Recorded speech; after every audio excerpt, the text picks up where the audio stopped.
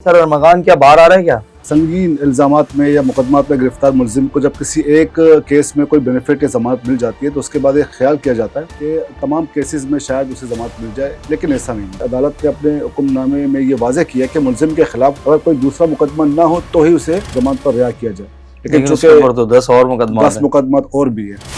पैसे भी माफ़ी मांगता हूँ, मुझे इतना ज़्यादा एक्सट्रीम पे नहीं जाना चाहिए।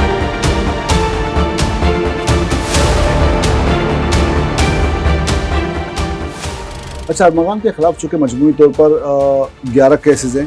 थाना बदराबाद की हदूद में 2024 में नदीम अहमद खान जो सीनियर सहाफ़ी है, हमला किया गया था। उस हमले के केस में भी ये नॉमिनेटेड जो मुस्तफ़ा आमिर कत्ल केस है उसमें इतनी जल्दी इसकी जमानत नहीं होगी। किसी की मौत अगर 2 गोलियों से हुई, अब प्रोसिक्यूशन कोर्ट को अदालत को जाके बताएगा जिसको 1 गोली लगी और वो मर गया। अब इस 2 गोलियों में से 1 गोली का जो बेनिफिट है वो मुलजिम को मिल गया, क्योंकि यहाँ पर तो बड़े बड़े दावे किए जाते हैं कि हमने मौके पर फिला को पकड़ा, ये रिकवर किया, वो विटनेस फिला चीज़ें, लेकिन जब केस अदालतों में जाते हैं तो उस वक्त सूरत एकदम से मुख्तलिफ होती है। फैमिलीज के अंदर पैचअप हो जाएगा। फैमिली के अंदर पेचअप का मामला तो कुछ और है जो उनकी मुद्दत में, लेकिन जो रियासत की मुद्दत में जो मुकदमा दर्ज है और जिन मुकदमात में इंसदाद दहशतगर्दी एक्ट यानी कि 788 लगा है, उसमें तो कंप्रोमाइज की गुंजाइश नहीं है। एक बंदा इतने धड़ल्ले से बलूचिस्तान पहुंचता है, इसके आस पड़ोस कोई ना कोई बासर शख्सियात इसके साथ मुलव्विस थी या उनका हाथ था। कि लाश को जलाना, डंप करना, फिर वापस आना आराम से, बिल्कुल बाद में पता चला पुलिस के जरिए कि किसी सियासी शख्सियात की, अहम शख्सियात की मतलब मुलजिम के साथ, अरमगान के साथ ताल्लुकात भी हैं। आप क्या समझते हैं और मुकदमात में भी बेल होगी इसकी? ABCC हो गई, CTD हो गई और बाकी जो स्पेशल यूनिट्स जो होते हैं उनकी परफॉर्मेंस फिर भी कुछ बेहतर है। तो पुलिस के पास जो 5 केसेस है उनमें तो नहीं लगता कि शायद वो केस अदालतों में साबित हो सके। MM पॉडकास्ट के साथ मैं हूं फराज अहमद। नाज़रीन, आज हम बात करेंगे मुस्तफ़ा आमिर कत्ल केस के बारे में। 5 जनवरी को अरमगान को एक केस के अंदर जमानत मिल जाती है और ऐसा फील करवाया जा रहा है, सोशल मीडिया पर खास तौर पर यह बहस चढ़ गई है जैसे कि अरमगान बहुत जल्द रिहा होने वाला है। इस बात में कितनी हकीकत है और कितने केसेस के अंदर इसको आने वाले दिनों में जमानत मिलेगी या सजा होगी, इस टॉपिक पर बात करने के लिए हमारे साथ मौजूद है सीनियर कोर्ट रिपोर्टर हैं शफी बलोच साहब। सर अस्सलाम वालेकुम। वालेकुम सर बहुत बहुत शुक्रिया, आपने टाइम दिया। सर अरमगान क्या बाहर आ रहा है क्या? जी, एक तासुर होता है कि कोई भी संगीन इल्ज़ामात में या मुकदमात में गिरफ्तार मुलजिम को जब किसी एक केस में कोई बेनिफिट या जमानत मिल जाती है तो उसके बाद एक ख्याल किया जाता है कि तमाम केसेस में शायद उसे जमानत मिल जाए, लेकिन ऐसा नहीं है। ये असल में FIA की तरफ से एक मुकदमा था जिसमें गैर कानूनी कॉल सेंटर चलाने का ये मुकदमा था और जिसमें ये इल्ज़ामात मुलजिम अरमगान पर लगे FIA की जानिब से कि वो बैनुल-अक़वामी शहरियों के क्रेडिट कार्ड, डेबिट कार्ड से डेटा चोरी करता था और करोड़ों रुपए की वो गबन करता था। ये संगीन इल्ज़ाम है, संगीन मुकदमा FIA की तरफ से जो है वो बनाया गया था। लेकिन चूँकि ज़मानत की दरख्वास्त को FIA के इस्तग़ासा ने उसे अपोज़ भी किया, लेकिन अदालत ने ज़मानत दी क्योंकि कुछ ठोस शवाहिद FIA की जानिब से पेश नहीं किए जा सके, जबकि वकील सफ़ाई ने बिल्कुल अदालत को ये मुतमईन किया था कि जो इल्ज़ामात लगाए गए उनमें कोई अब तक ठोस शवाहिद पेश नहीं किए जा सके। तो इस्तग़ासा का जो मौक़िफ़ था, जो दलील था, वो बड़ा जानदार था, जिसकी वजह से अदालत ने ज़मानत की दरख्वास्त मंजूर की। लेकिन FIA की तरफ से एक और भी मुकदमा है मुलजिम अरमगान के ख़िलाफ़ कि मनी लॉन्ड्रिंग का केस था कि किस तरह गैर कानूनी का जो कमाया हुआ जो पैसा था उसे गैर मुल्की करेंसी करप्टों के ज़रिए उसे मुंतकिल किया जाता रहा है। वो मुकदमा अपनी जगह मौजूद है। तो FIA की तरफ से 2 मुकदमा दर्ज किए गए थे, जिनमें से सिर्फ एक मुकदमे में ज़मानत हुई है, लेकिन मुकदमा अभी तक अपनी जगह मौजूद है। और चूँकि अरमगान के खिलाफ FIA के इन 2 मुकदमात के अलावा भी मजमूई तौर पर 11 मुकदमात दर्ज हैं और इस वक्त वो जुडिशल रिमांड पर जेल में मौजूद है, क्योंकि अदालत ने अपने हुक्मनामे में ये वाज़ेह किया कि मुलजिम के खिलाफ अगर कोई दूसरा मुकदमा ना हो तो ही उसे मतलब ज़मानत पर रिहा किया जाए, लेकिन उसके ऊपर तो 10 और मुकदमा 10 मुकदमात और भी हैं जिनमें बेल होना बाकी है। तो ज़ाहिर है फ़िलहाल एक मुकदमे में जो कि चालान पेश किया गया था, फिर उसके बाद जब दरख्वास्त ज़मानत दायर की गई तो वो सिर्फ ज़मानत की दरख्वास्त अदालत ने मंजूर की है। मुकदमा इस वक्त भी अपनी जगह मौजूद है। सर किस नौयत के कितने केसेस हैं और किस किस डिपार्टमेंट के पास इसके केसेस हैं? अच्छा, अरमगान के खिलाफ चूँकि मजमूई तौर पर 11 केसेस हैं, जिनमें से 2 FIA ने दर्ज किए हैं और ABCCA की जानिब से 4 मुकदमात हैं और मुख्तलिफ थानों में पुलिस की जानिब से 5 मुकदमा अब भी अरमगान के ख़िलाफ़ मौजूद है।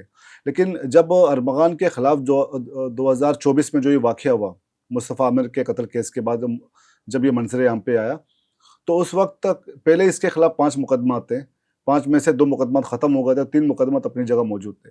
अब 3 मुकदमात के बाद मज़ीद 7 मुकदमात दर्ज हुए अरमगान के ख़िलाफ़। तो अरमगान के ख़िलाफ़ चूँकि मुख्तलिफ़ संगीन नोयत के मुकदमात हैं, कत्ल, इक़दाम कत्ल, मनशियात और धमकी देने का जो मुकदमा था, तो इस तरह तकरीबन संगीन मुकदमात मुख्तलिफ़ थानों में इसके ख़िलाफ़ अरमगान के ख़िलाफ़ दर्ज हैं। गिरफ़्तारी के बाद मज़ीद मुकदमात भी बने, जैसे एक सहाफ़ी हमारे हैं थाना बादराबाद की हदूद में 2024 में नदीम अहमद ख़ान जो सीनियर सहाफ़ी है, उन पर हमला किया गया था। उस हमले के केस में भी ये नॉमिनेट है। तो इस तरह तकरीबन मजमूई तौर पर 11 केसेज़ अब तक अरमगान के ख़िलाफ़ बने। सर 11 केसेस में से हाई प्रोफाइल और ख़तरनाक संगीन जिनको हम कहते हैं वो मुकदमात कौन से हैं, और क्या आपको ऐसा लगता है कि आने वाले दिनों में और भी मुकदमात में इसको ज़मानतें मिलेंगी? जी, हाई प्रोफ़ाइल मुकदमा तो वही मुस्तफ़ा आमिर जो कि कत्ल केस वाला। मुस्तफ़ा आमिर अगवा और कत्ल केस। चूँकि ये मुलज़िम अरमगान का बिल्कुल एक दोस्त था, लंगोटिया भी था, और आपको तो पता ही होगा कि कुछ एफ़आईआर में मकतूल ख़ुद भी मुलज़िम के साथ अरमगान के साथ नामज़द था मनशियात के मुकदमात में, जो कि थाना साहिल, बोट बेसन, गिजरी, दरख्शा में जो दर्ज थे। उनमें से एक आध मुकदमे में ये ख़ुद भी नॉमिनेट रहा है मनशियात के मुकदमे में। सॉरी।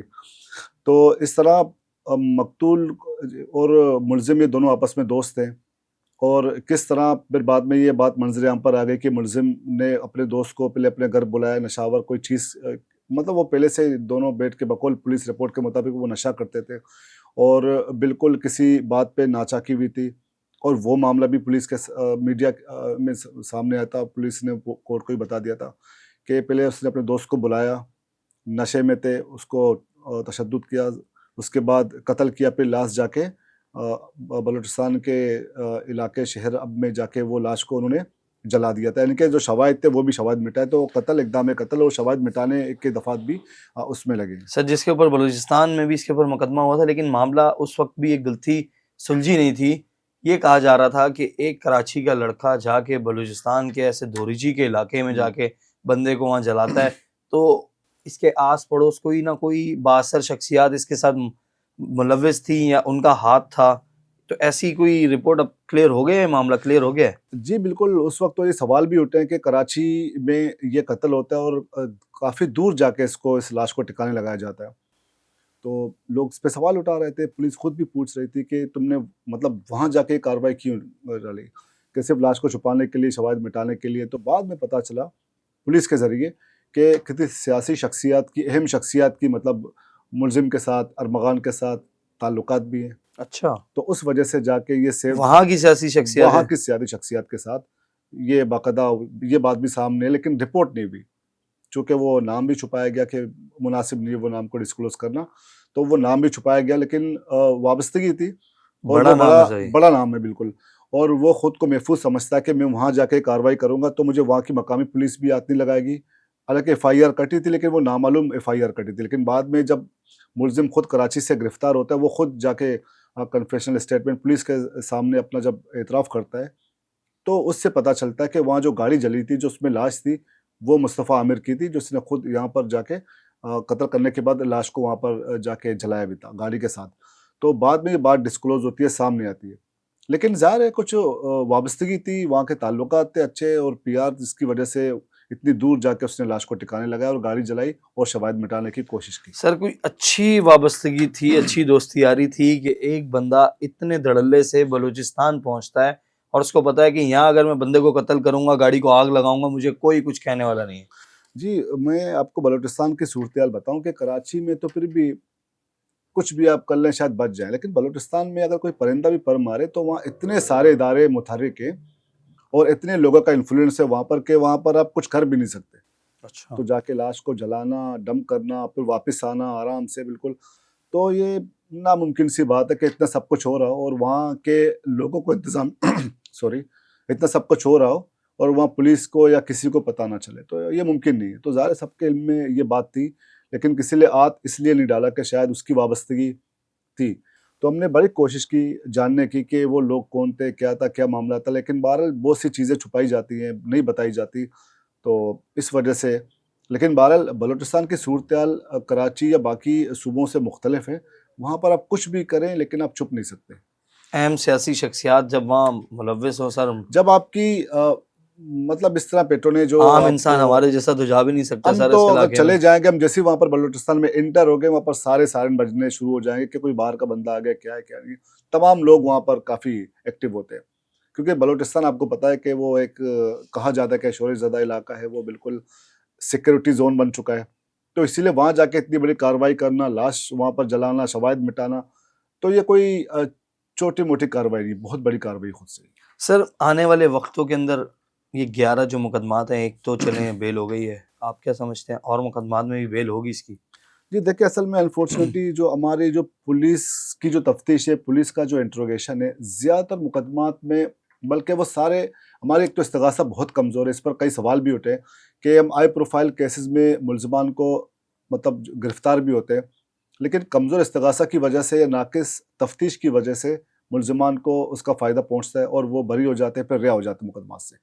क्योंकि पुलिस की तफ्तीश नाकाफ़ी है, पुलिस का और प्रोसिक्यूशन का जो एक होना चाहिए, एक टीम वर्क, या फिर जो प्रॉपर केस बनाने की जो अहलियत हमारी पुलिस में होनी चाहिए, वो अनफॉर्चुनेटली है नहीं। लेकिन इसमें एक प्लस पॉइंट ये है कि एवीसीसी या सीटीडी को अगर हम बात करें, तो वो कंपैरेटिवली बेहतर हैं आम पुलिस से।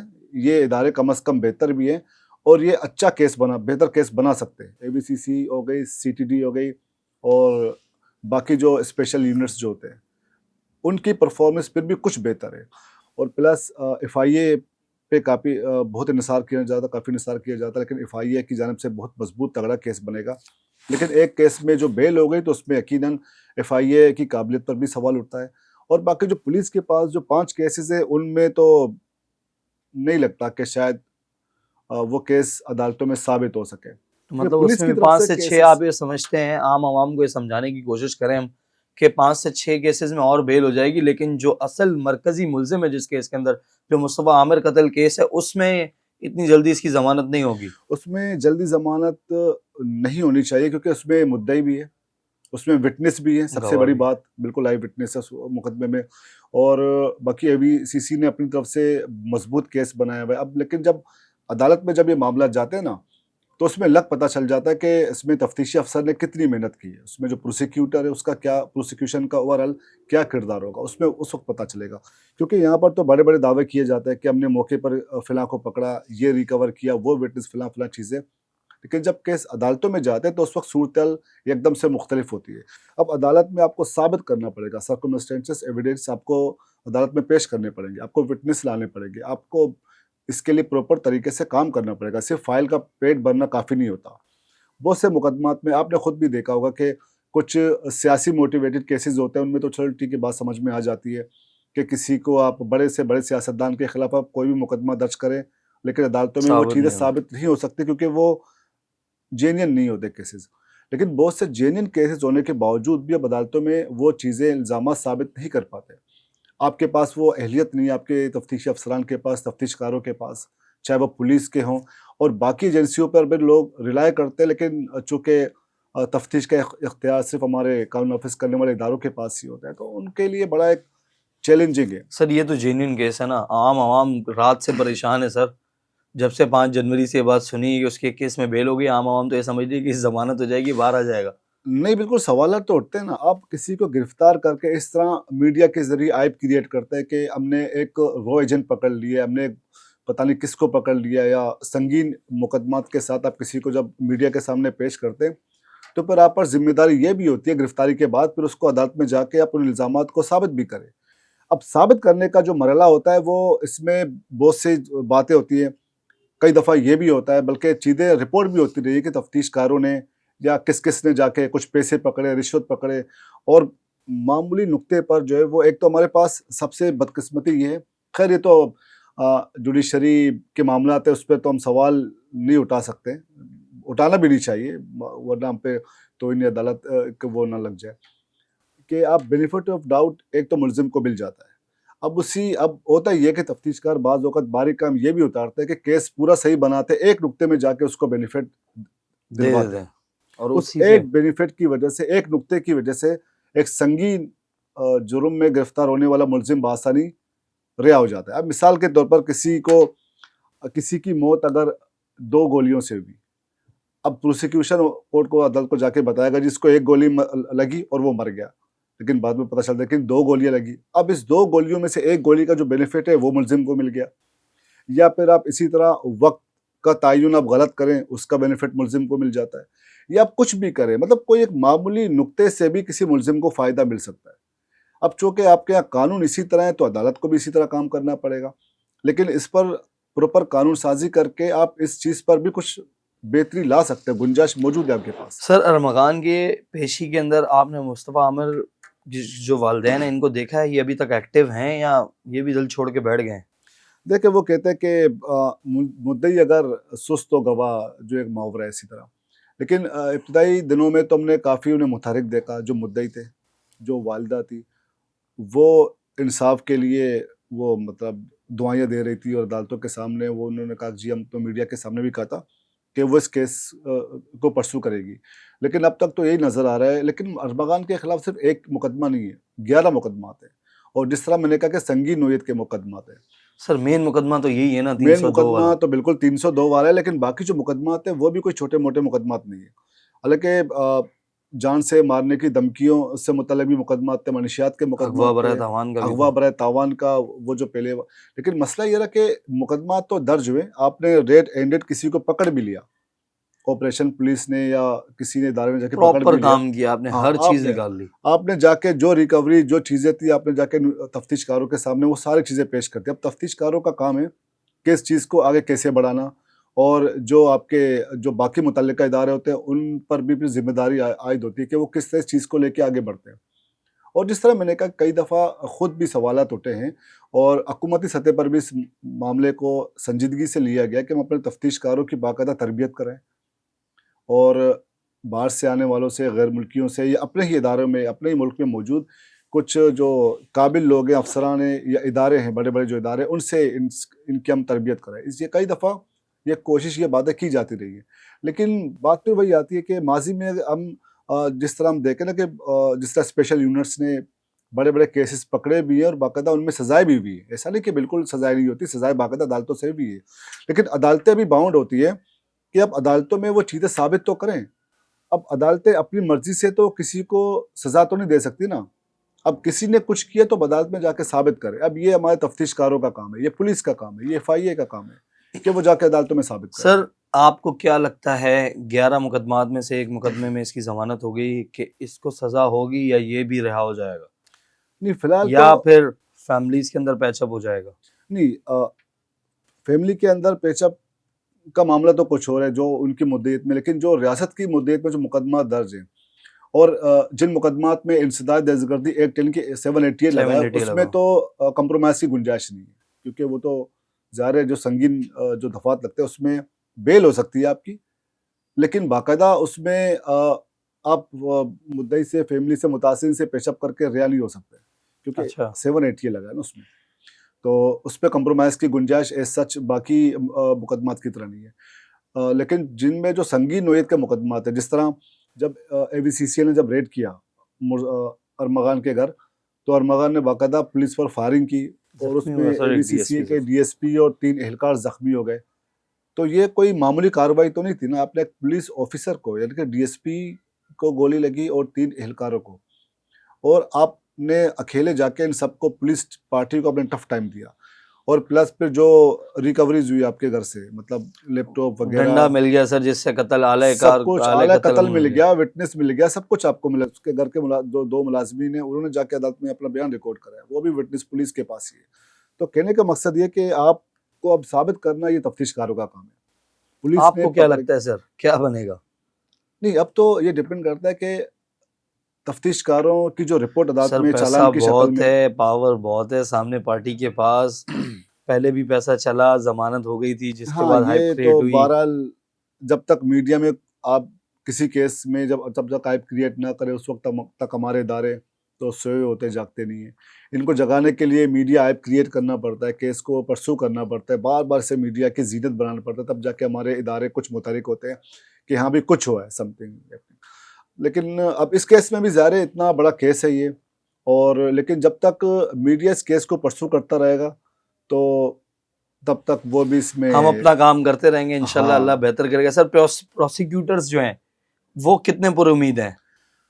नहीं, प्रोसिक्यूटर से जो एवीसीसी में जब ये केसेस गए तो प्रोसिक्यूटर जनरल से हमने बात की, तो ऑनेस्टली वो ज़ाहिर मेहनत से अपना काम करे, ईमानदार भी हैं, बहुत से हमारे दोस्त भी हैं। लेकिन प्रोसिक्यूटर भी यही कहते हैं कि जब तफ्तीशकारों की तरफ से जब केस बन के हमारे सामने आएगा तो हम जाके अदालत में उस केस को परस्यू करेंगे। अब ये फिर वही बात आती है कि आपके जो तफ्तीशी अफसर है वो कितना काबिल है, उसकी इनमें काबिलियत का भी आपको सवाल है। खला महसूस हो रहा है कि आपस में इनकी वो जो कॉन्टैक्ट्स हैं इनके हैं प्रॉपर हैं, या फिर ऐसा लगता है आपको कि एक अलग चल रहा है, एक मशरक चल रहा है, एक मगरिब चल रहा है? बाज़ औक़ात इस तरह भी देखा गया, लेकिन इस केस में जो पर्टिकुलर मैं देख रहा हूँ, केस में शुरू में हमने देखा कि काफ़ी मीटिंगें भी हुई, मुलाकातें भी हुई, हाई लेवल पे बाकायदा वज़ीर आला की सदारत में आपको याद होगा एक इजलास भी हुआ था, उसमें सारी चीज़ें रखी गई थी, और वज़ीर आला की तरफ से ये सख्ती से इंस्ट्रक्शंस भी हैं कि इसको मेरिट पर इस केस को देखा जाए, और कोई भी फ्लॉ वगैरह खामी नज़र ना आए इस केस में। तो संजीदगी से तो हुकूमत ने इस केस को मतलब लिया। अब देखते हैं कि हुकूमत उसके बाद, फैसले के बाद फिर नीचे अगर हम आते हैं कि तफ्तीशकार किस हद तक संजीदा होते हैं, आया कि इस केस को वाकई मेरिट पर या तरीके से कानून के मुताबिक वो केस को लेके आगे बढ़ाएंगे, या फिर माजी की तरह जो एक रिवायती तरीक़ेकार है जो पकड़ दकड़ करके इस केस को कमज़ोर करे, और बाद में कुछ अरसे के बाद, चंद सालों के बाद मुलजिम को अब फारिग करे। उम्मीद करते हैं शफ़ी भाई इंशाल्लाह इस केस का फ़ैसला अच्छा होगा और मुस्तफ़ा आमिर कत्ल केस के अंदर जो मुस्तफ़ा आमिर की वालिदा है उनको इंसाफ मिलेगा। बहुत बहुत शुक्रिया, आपने टाइम दिया। नाज़रीन, ये थे शफ़ी बलोच साहब, इन्होंने बताया कि 11 मुकदमात में से सिर्फ एक मुकदमे के अंदर उनकी बेल हुई है, वो भी FIA का एक मुकदमा था, उसके अंदर बेल हुई है। इसके अलावा जो संगीन, इंतहाई संगीन नौयत के जो मुकदमात हैं उसमें अभी भी इनकी बेल होना बाकी है, और तफ्तीशकार जो लोग हैं वो जो बता रहे हैं, वो बोल रहे हैं इंशाल्लाह हम बहुत जल्द इसको सज़ा दिलवाएंगे। तो आम आवाम से अपील है, टेंशन ना लें, अपने इदारों के ऊपर भरोसा रखें, इंशाल्लाह अरमगान को सज़ा होगी। अब तक के लिए इतना ही, मुझे इजाज़त दीजिए, अल्लाह हाफ़िज़।